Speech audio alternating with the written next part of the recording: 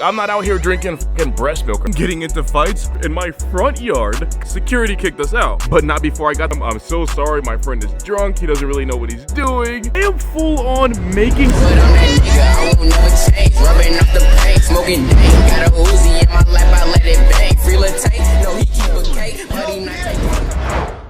Bruh, the new season of The Boys is crazy. My boy Homelander is getting breastfed, and you see a side of him that you never see. He's usually lasering people, losing his shit ever so slightly, brutally beating people, and threatening them. But you give this man a tit or two, and he reverts back into a baby. And I get it, hear me out. Typically a mommy kink happens because you grew up without a mother figure. And because we inherently look for things in our adulthood that we didn't get as a child, it manifests itself, but it'll manifest itself in a sexual way because it's one of the last socially acceptable ways to deal with it. Think about it, I can't walk around acting like a baby, but I can share as hell like your mom. I was on the phone with my boy Jason one day, and I don't even know why we were talking about this, but he goes, "You just have a thing for any girl that can be remotely seen as a mother figure." So when I hear that, I'm like, what? Dude, that is not true.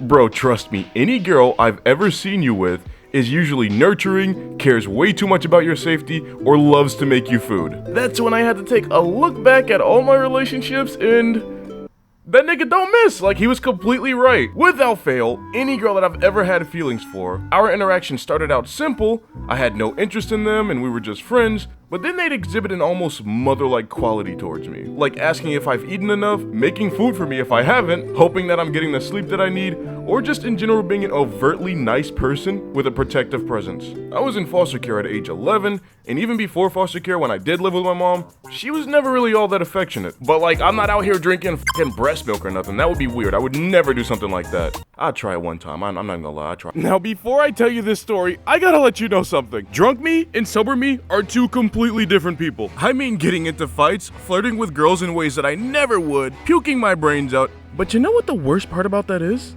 The next day, I have no memory of even doing it. Go ahead and leave this video a big old thumbs up because we sure as hell ain't getting paid for this one. So one day I think to myself, you know what would be a lot of fun? Going out and making mistakes. So I call up my boys and I take an Uber ride over to the bar. Bro, I get there. It is already a good time. Everybody's having fun, laughing it up, taking shots. And me, I'm taking a little bit more than everyone else because the bartender keeps giving them to me for free. Now, shots are expensive as shit, dude. So when somebody's offering them to you for free, you kind of just start throwing them back. So I'm taking them and she just keeps pouring me more. And the whole time, my friends see that she likes me, so they keep trying to put me on. W fucking wingmen. These niggas always try and help me shoot my shot, even when I don't want to. At this point, she's giving me so much that I'm like out of it. So I don't remember a bunch at all. All I remember is I was into it with this fucking guy. He was yelling and I was yelling and we were so close to fighting. I asked the guy to come outside, of course, because he's a little pussy bitch just barking at the top of his lungs. He didn't. All I remember is me and my friends knew that we all had to go.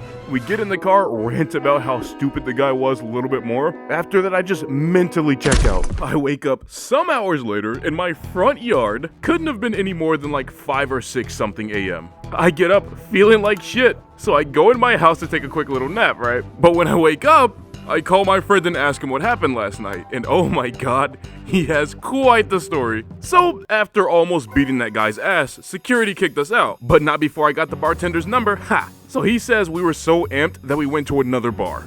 Wait, another bar? Another bar. Dude, oh my god, I was so f***ed up. He goes, and when we got to that other bar, you saw a MILF sitting at the counter. I apparently went over to the counter and talked to her. Now what I said, I don't fucking know because I don't remember this happening. My boy Drew is a few seats away from me and he's ordering drinks for us. Drew looks over at me and the next thing he sees is me whispering in her ear. He doesn't really pay it that much attention because he's got me in his peripheral just in case anything happens. So a little bit of time passes and then he looks over at me again. But when he looks over this time, I am full on making out with this woman. Bro, I don't know what Drunk True does or says to pull a MILF out of nowhere, but next time I get drunk, I'm gonna have somebody write that shit down. Drew freaks out because he thinks I'm assaulting this woman, so he runs over to pull me off of her, and he's like, "Ma'am, I'm so sorry, my friend is drunk, he doesn't really know what he's doing." Yo, tell me why he told me that she said, "Oh no, it's okay, I'm fine with it, I'll take care of him." I legitimately did not believe what I was hearing, so I'm like, bro, you're capping right now. Because I don't go out and kiss strangers. He's like, "Oh yeah? Look at my story on Snapchat and find out then." Yo, I look at his story on Snapchat, and everything he was saying was so real. I don't know, man. Getting drunk and then watching the stuff your body does when your mind goes to sleep is kinda scary. It's like having a crazy twin, but everything that twin does affects both of your reputations. So me and Drew keep talking to this woman, and she tells us that she has kids around my age.